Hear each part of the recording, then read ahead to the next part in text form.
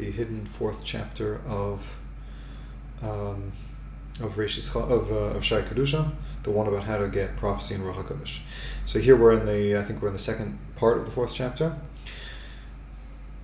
It's a little bit more, spiritual perfection, character traits before we get into the heavy-duty things on the next.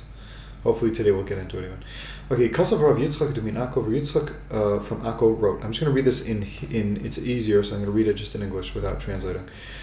With just translating straight from the mouth of Rav Moshe, may his memory be blessed. The student of Rav Yosef Chigatilia, Rav Yosef Chigatilia wrote a sefer called Shari Ora, a very famous book, and Rav Yosef Chigatilia was probably the most famous student, at least that I know of Rav Avram Abulafia, the famous Kabbalist and prophecy teacher. And he heard it from his teacher, Rav Yosef, mentioned above, meaning Rav Moshe is the Talmud of Rav Yosef, and Rav Yosef is a Talmud of Rabbi Mavalafia, but Rav Moshe is going to tell the story who heard it from Rav Yosef. That if a person wants to fix his character traits and to straighten out his ways and to run after complete humility in the utmost way, he has to be a one who is receiving. He has to receive like embarrassment and not to embarrass others, not to answer back when he's embarrassed. He should hear people embarrass him and not answer. And then, all you have to do is that, and then right away the Shekhinah will rest upon you, and you will not have to learn from any human being. You will be able to learn straight from Hashem, because the Spirit of Hashem will teach you. So that sounds really easy. All you have to do is get embarrassed and everything will be fine.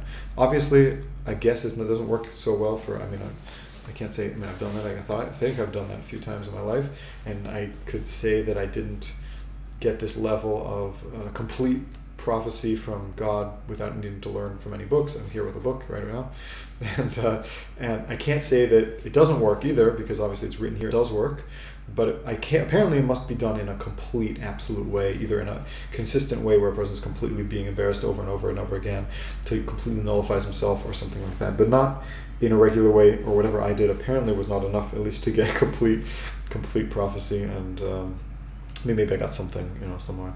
Okay, Matzasi Kosov, I found written. It's written in Masechtas Kala, one of the smaller chapters of Mishnayos, of the Mishnah. It says, judge all your friends favorably. And Abba Eliyahu says, Torah is not going to rest on a person unless he's not angry at other people. He's not a kaptan. Kaptan means someone who's particular about other people, like upset about other people. I can't think of the right word exactly. There is the right word for this. When a person's upset at other people, or you did this to me, or you did that to me. So also this is Eliyahu, a Navi speaking. Also I will not reveal myself to anyone who's a kaptan, anyone who's angry and upset at other people, and generally upset type of person.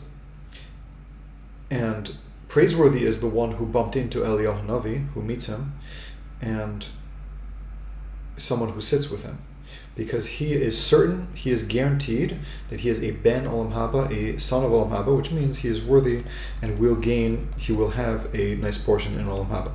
So again, this is very important. If a person wants to meet Eliyahu Navi, which we spoke about as one of the lower levels, that we spoke about before, but it's not the lowest, that a person has to not be a generally angry person. You have to be an easygoing person with your character trait. You have to be calm and relaxed.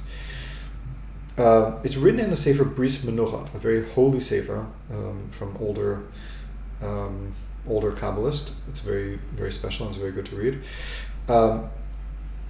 In the first chapter, it says the wisdom turns its face to three different places. The first place is to the Tzafon, is the north, which is the place of strength. If we look at the map, there's the north, the east, the west, and the south. And the north is called, maybe I'll draw something here. Let's see. In any case, the north is Gvura, is strength. The south is kindness. The east relates to Tiferes, the giver, the influencer, and the west is the receiver.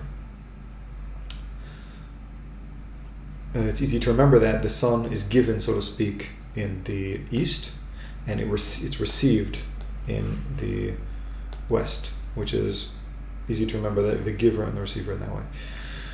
And you can also remember the north, at least in Israel, in some places. Oh, maybe it's not. Yeah, the north in Israel is very cold, and that's judgments, and the south is very warm, which is kindness. You could remember it that way.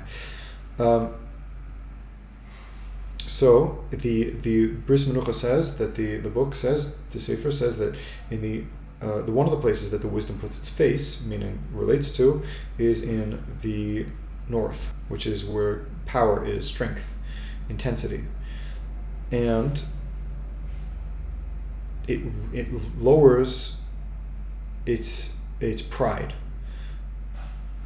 I'm going to read this. I have to translate this. V'amda mitzcharetes lifnei magdila, and it stands, I guess, fighting against someone who makes it great. I don't exactly know how to translate that properly. I'm not exactly sure what he's saying. V'nikra shema makom ahu makom hayira, and its place is called the place of fear. Hi tav'era. That is a place, one of the places on the map, Tav'era. So in any case, it's called Yira. Yira is associated with the Tzafon, with the north. North and fear and power, they all go together. This is a place where wisdom puts its face. And the name of this is, I'm not going to read it, but this is the name here, which is included in the Torah. Poel pulos bli tahara, and it acts without purity. Nimshachim bekav hayira, and it's drawn in the power, in the way of yira, which is the left side, which is called the kav of yira.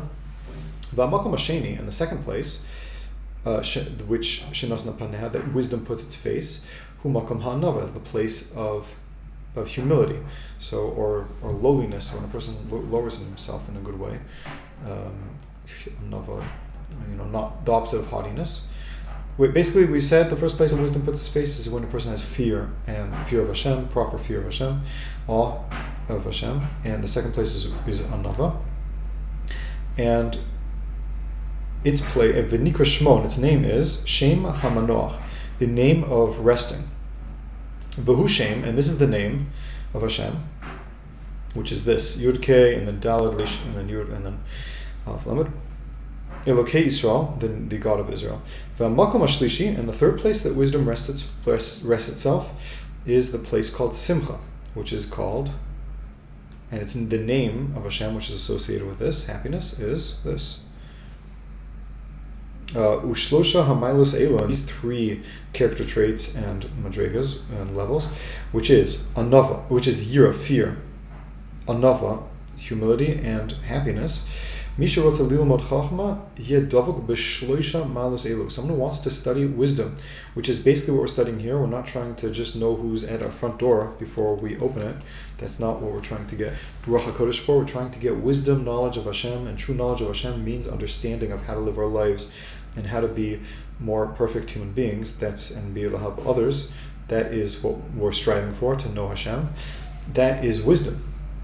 So a person has to have yiras chet, fear of sin, humility, and be happy with what he has, complete happiness.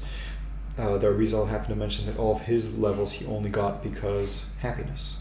A person has to feel happiness. The Ruach HaKodesh and Nevuah does not rest upon anyone who is not happy. A person has to be in a happy state of mind. And when he gets to high levels of these three character traits, he will receive wisdom automatically. Okay. Amar Hamisboided Harotza Amar, I don't know who's saying this here exactly.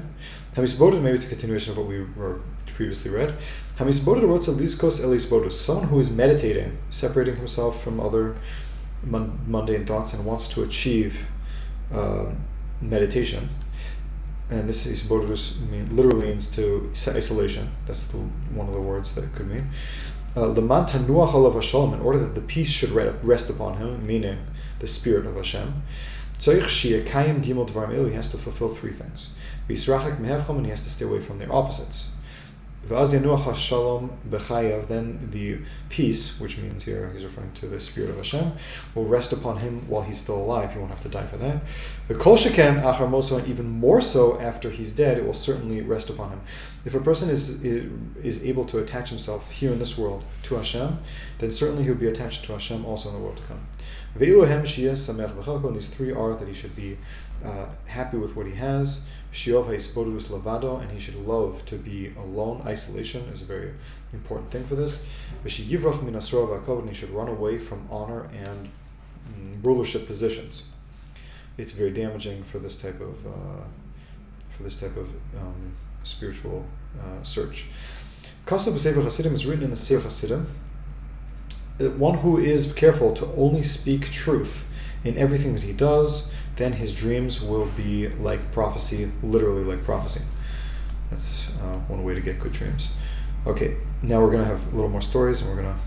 Okay, Maisa b'ish echad, once there was a story with a person that was fasting most of his days, and he did a number of different mitzvahs, he gave charity, and he married off a number of different orphans, but he ran after power, ran after being the ruler in his, at his work, or in his city, in his country, or wherever it was. He was interested in this type of position, and he went one day to people that isolated themselves, the people that did hispodurus, that got to levels of prophecy, and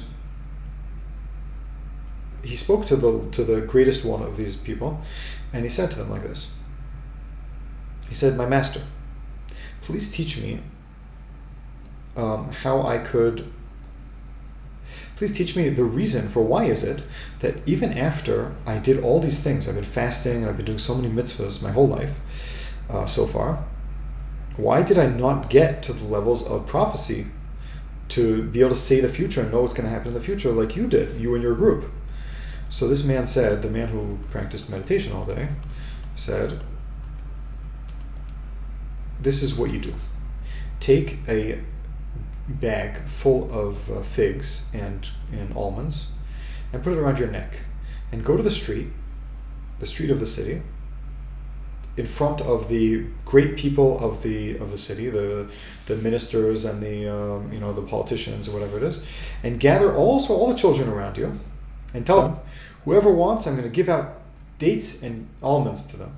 In those days, that was basically equivalent to candies, because they didn't have, certainly they didn't have mass-produced, chocolate bars and things like that. So what they used to do is dates and almonds was sweet and crunchy, salty, whatever. That was what they would give the kids for treats. And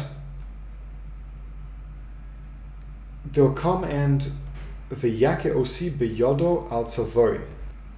They should come and hit me. I don't know why he's switching to say first person here. In any case, he's saying they should come and hit me on my neck with their hands, and afterwards on my face, meaning they should slap me and beat me up a little bit. And if you could do this a number of times, then return to me and I'll teach you how to get true prophecy. What he's basically saying is, you got a problem. You're full of it. You're full of yourself, and you at least can't bring yourself down to the level of humility and simplicity, or whatever it is that is necessary to get this type of perception at this point, at least.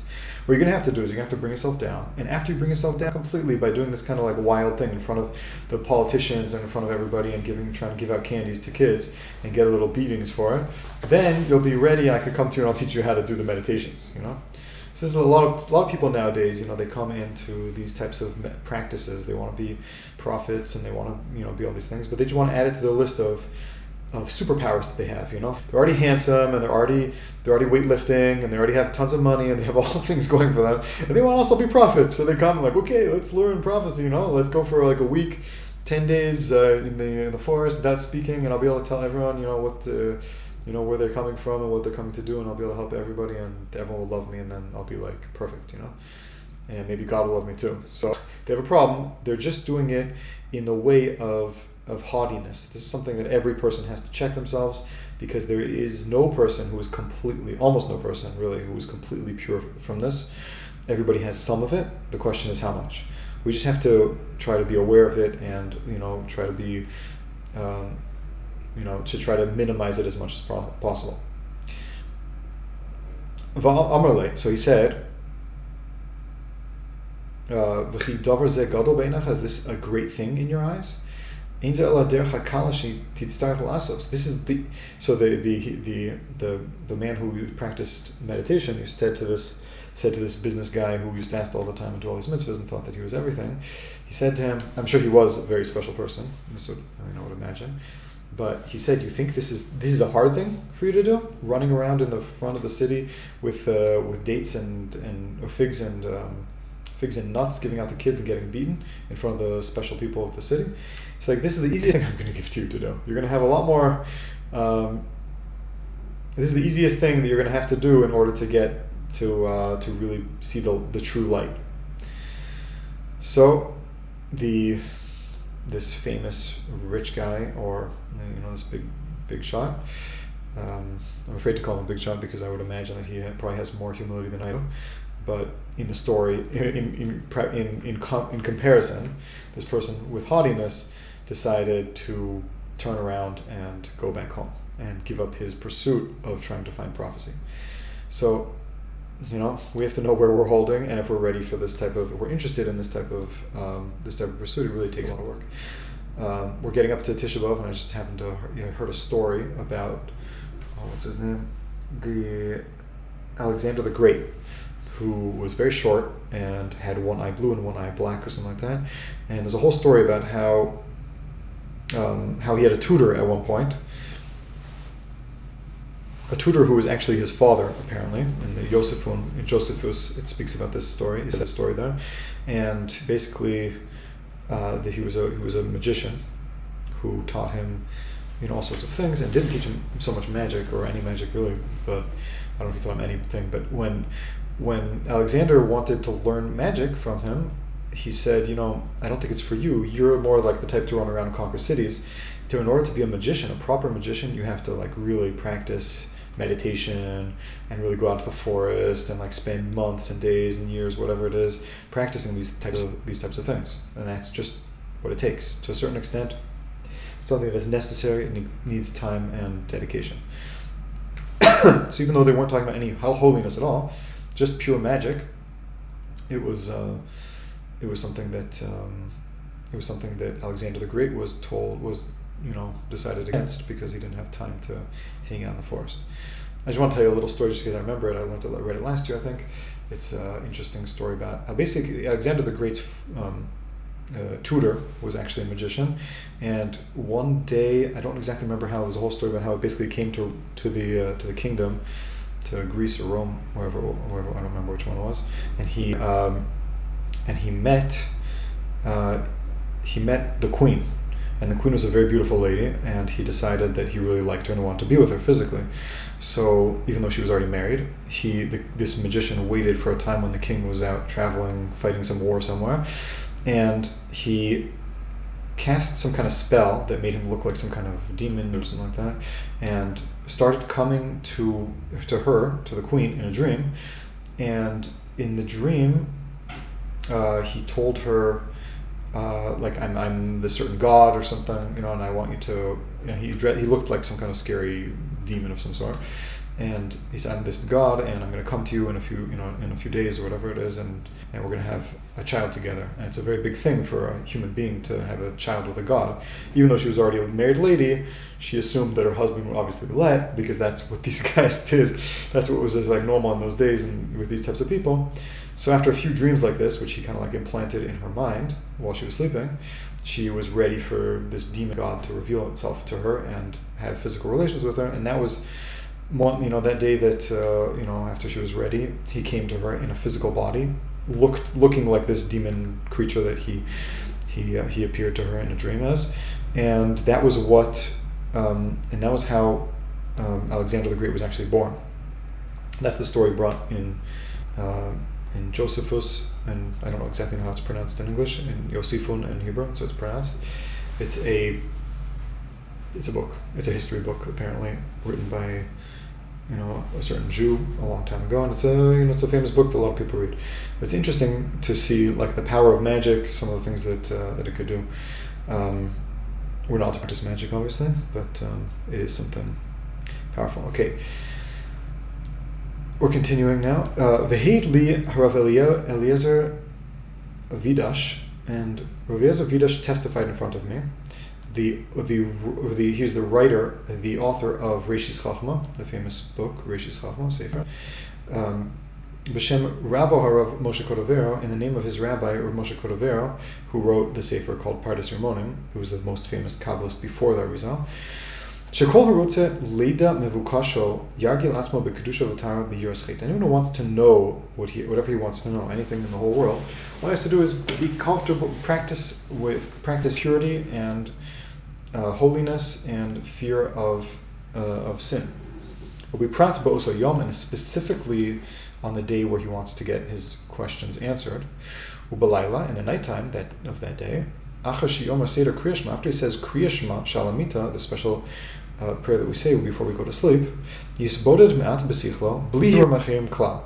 A person must meditate in his mind without any other thoughts at all. Meaning, clear. It sounds like he's saying here, clear your mind. That's just. I'm just going to read it. This is very important to understand. We're learning a lot of principles from these books. We have to be careful with understanding the words. And I'm pointing this out because clearing your mind is a very important stage in the methods that we're going to speak about. A person lies down in his bed before he's about to go to sleep. After he already said Kriya Shema, he's ready basically to go to sleep, and he should yisboded me'at. Meditate a little bit. If a person meditates a lot without thoughts, then different things happen to him. Maybe we'll speak about it at a different time. But if a person meditates a little bit, he can clear his mind without any other thoughts whatsoever. This itself could take practice and time to get into and to get used to, until a person can meditate in a way where he doesn't have any other thoughts in his mind. And after you've cleared your mind from any of those thoughts, he must think about his question until sleep falls upon him, and he falls asleep. Now this is something that I've done a number of times, not exactly in the same way because I wasn't asking specific questions. That's an interesting. I never thought about it. But meditating on a certain topic until a person falls asleep, then a person can get insight and knowledge, in this type of thing. I've practiced this myself, and it seems to work. Not every single time. Sometimes you just fall asleep, but it does. It seems to have an effect very, very often, like most of the time. I guess it depends on how much you practice and how meditative you are. How complete. How you are, I don't know. There are probably a lot of different factors. You should be in a room, in a house by yourself, that no one will wake you up. Then they will answer your question inside sleep. And they should be careful that nobody should wake you up. He doesn't exactly explain why you shouldn't be woken up, but a simple reason would be that you messed your whole thing up and then you lost out on your answer to your question. Another thing is, my personal experience was that when you do things like this, what sometimes happens is if you don't really fall asleep like a regular person, you fall into some type of trance. If you're woken up forcefully from such a trance, it could be mentally or physically damaging. I'm not sure. Baruch Hashem, I have never been woken up in the middle from such a situation, as far as I know. But it could be that he's referring to here a different mental state that would be affected very drastically if a person is forcibly woken up. So it's very important to be by yourself. In general, most of these meditations should be done by yourself. You should not be woken up by other people.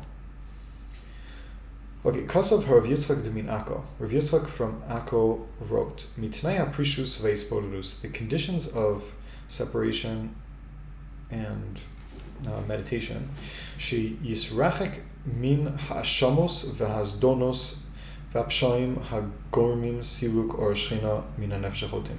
A person should separate himself from different types of sins, purposeful or not purposeful even, that cause the light of the Shekhinah, the light of the Shekhinah to leave a person's soul.